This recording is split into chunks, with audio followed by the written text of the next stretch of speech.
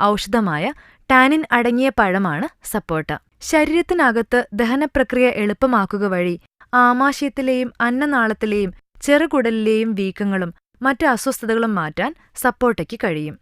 അതുകൊണ്ടുതന്നെ ഉദരസംബന്ധമായ പല പ്രശ്നങ്ങളും വേദനകളും പരിഹരിക്കാൻ സപ്പോട്ട നല്ലതാണ്.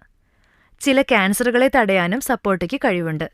സപ്പോട്ടയിൽ അടങ്ങിയിരിക്കുന്ന ആന്റി ഓക്സിഡന്റുകളും ഫൈബറും പോഷകങ്ങളുമെല്ലാം ക്യാൻസറിനെ പ്രതിരോധിക്കുന്നു. ശ്വാസകോശത്തിലെയും മോണയിലെയും ക്യാൻസറിനെ തടുക്കാൻ സപ്പോട്ടയിലെ വൈറ്റമിൻ എക്ക് കഴിയും. ഇതുകൂടാതെ സപ്പോട്ടയിലെ വൈറ്റമിൻ എ, വൈറ്റമിൻ ബി എന്നിവ ചർമ്മ സംരക്ഷണത്തിനും നല്ലതാണ്. കാർബോഹൈഡ്രേറ്റുകളും പോഷകങ്ങളും അടങ്ങിയിട്ടുണ്ട്.